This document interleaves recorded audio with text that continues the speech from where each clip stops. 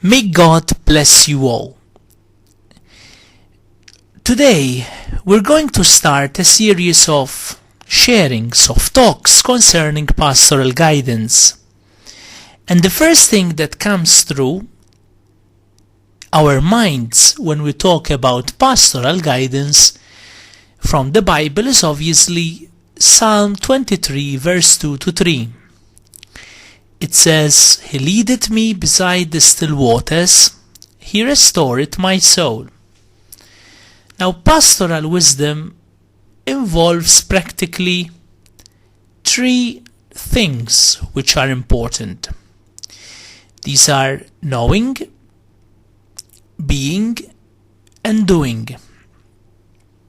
Now, these series of talks deal with guidance in pastoral care, a kind of doing that is strongly affected by what the pastor knows and what she or he is, his or her presence. And although many of the elements in presence and guidance are similar and interrelated, it's interesting to notice that presence is not only prior to guidance, but also it continues on through any guidance that takes place.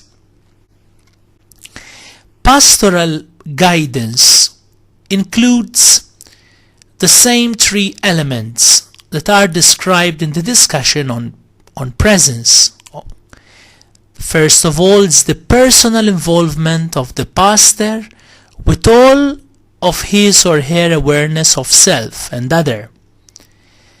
Secondly, responsible use of the pastor's role, function and identity as a representative of God and the religious community.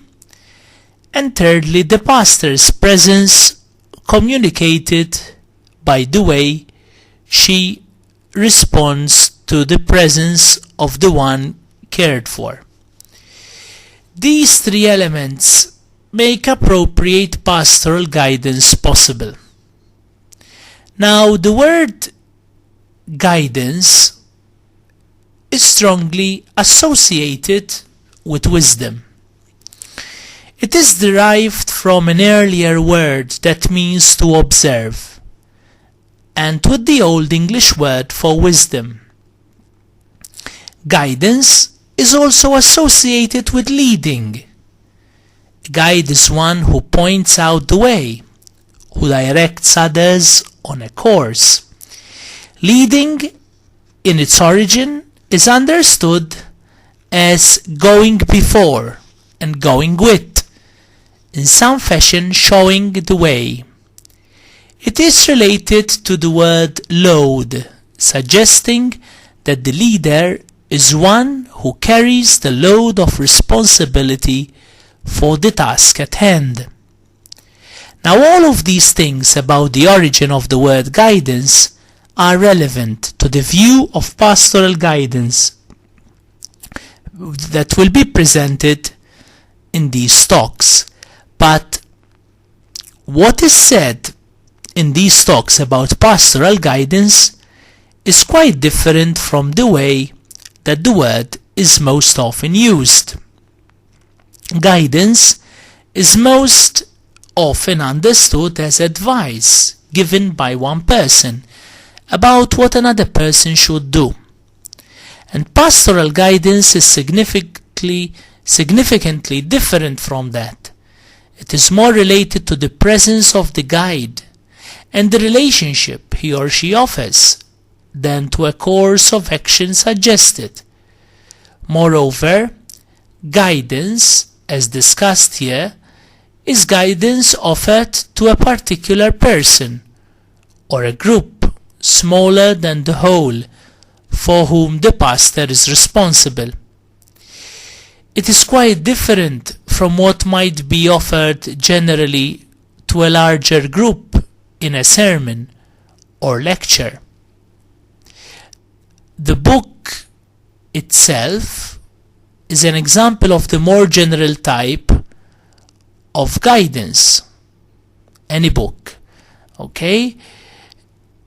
Obviously, it discusses what is essential in pastoral care and provides information and practical suggestions that can be useful to a wide variety of persons, clergy and laity, who are involved in the process of care.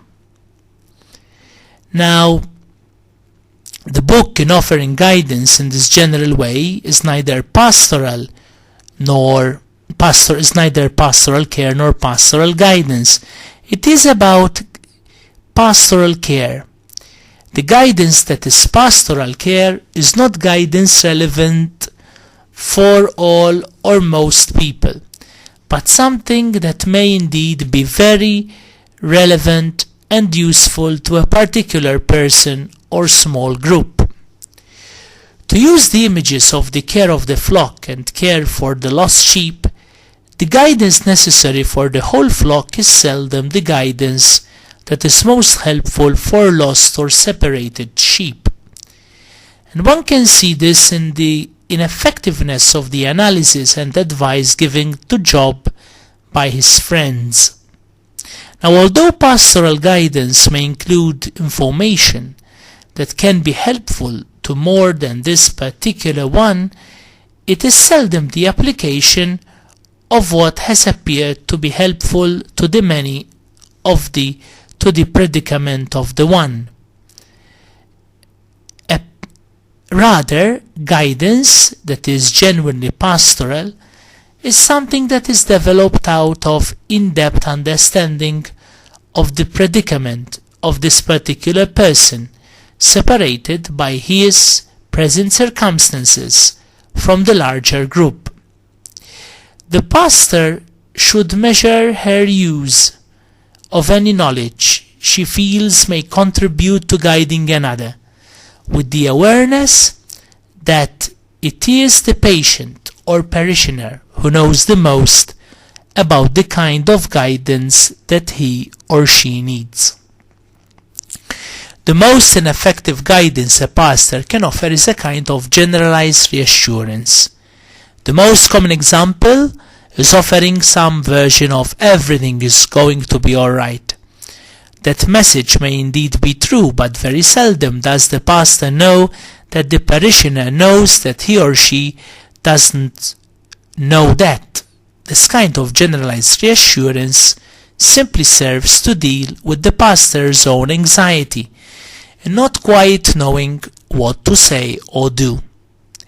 The only kind of reassurance that can be effective pastoral guidance is based on specific events or behavioral changes that the pastor has noticed and the parishioner can confirm.